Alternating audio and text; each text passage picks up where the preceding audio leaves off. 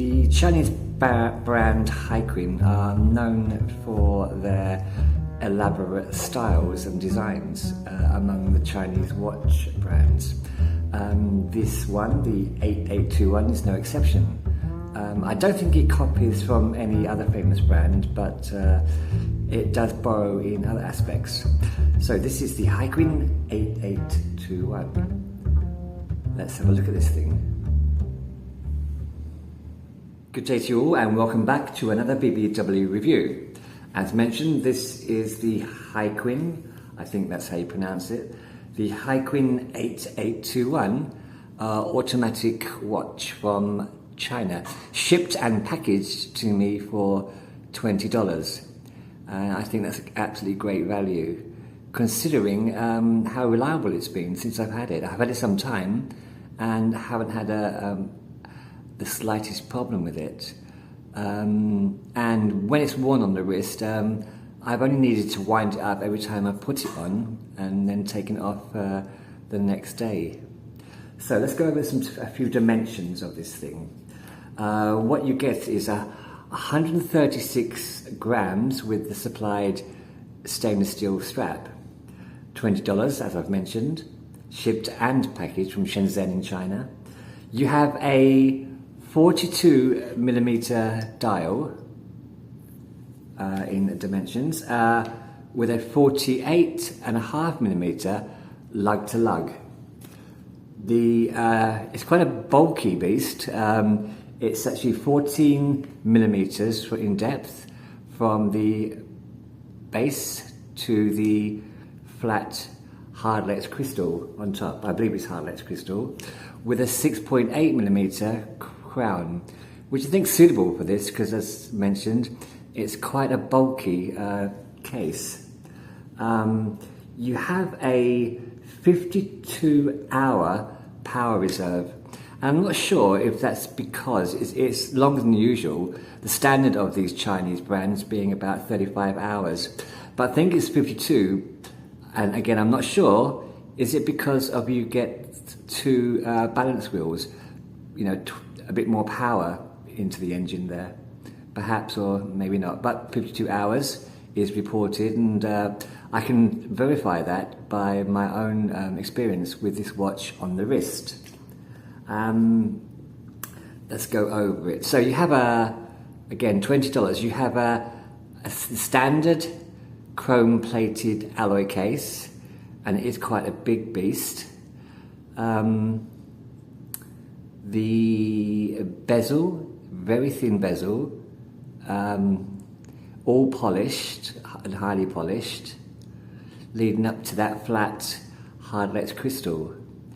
The face itself, I'm not sure if you can see that, but it is textured. This is available in, I think, 3 colours: a black, this quite nice looking blue, and a white. Now, I think I have chosen the wrong colour again, which you can see with hands maybe.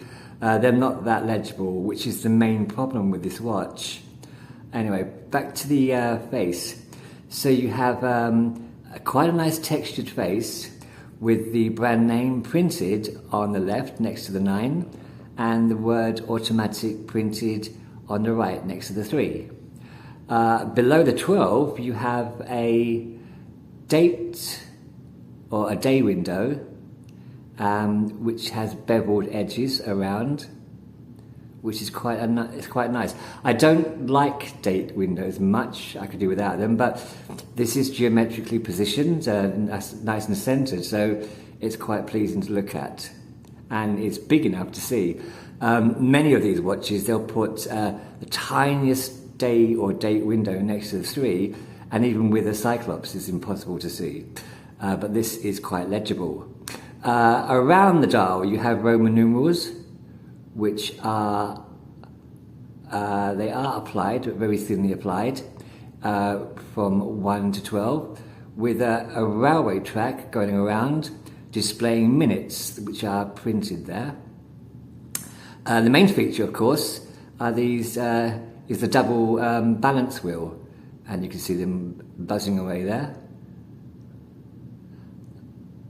it does give the watch a nice touch, I think.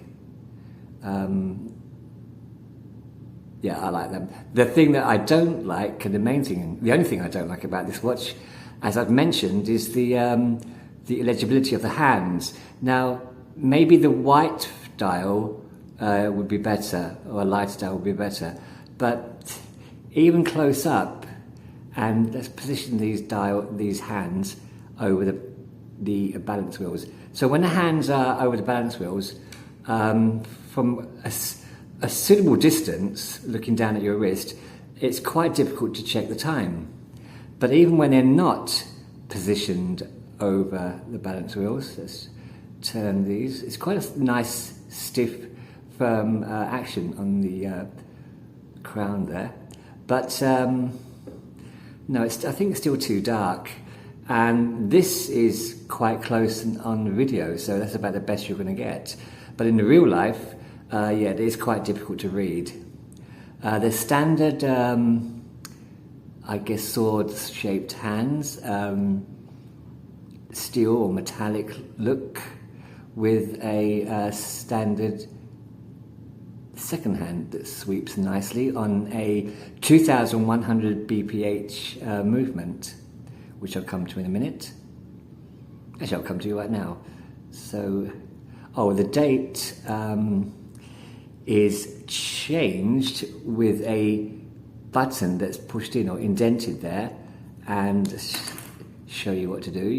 You push something into the button there, and as you can see, one push moves the calendar one day ahead. So let's push it to today's date is the 10th. So you only have to change it at least once a month. There we go, set. Now let's have a look at the back. So you have the standard information, which is automatic, stainless steel, or it should just say, it says all stainless steel. I'm not sure about that. I just think it's the back cover that's stainless steel.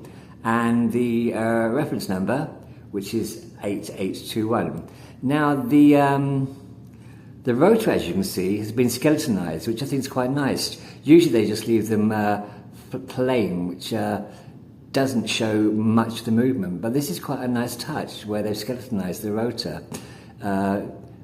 And it's quite a nice movement. You may notice it's a lot different from other Chinese movements.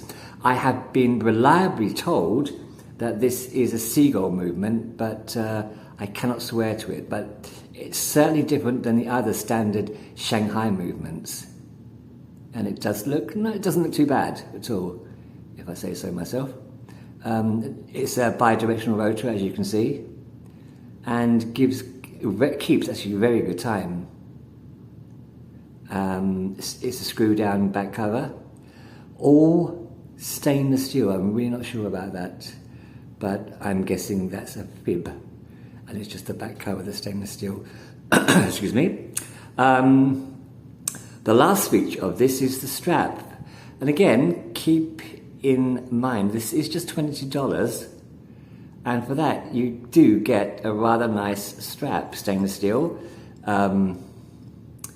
Push pin adjustments, which I've removed for, if I remember, and the links are individual links there.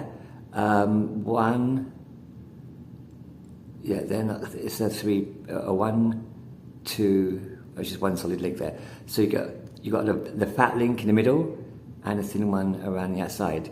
It's not bad. It's a butterfly deployment clasp, which is my favourite. And it does fit rather well. I've never actually had a problem with fitting, even with any butterfly deployment clasp that I've had. I know many people complain it can be either too big or too small, but generally I've had no problems with butterfly clasps. So the last thing to do is let's have a look at this thing on the wrist. So this is the watch on the wrist, and as you can see there, those balance wheels spinning quite nicely.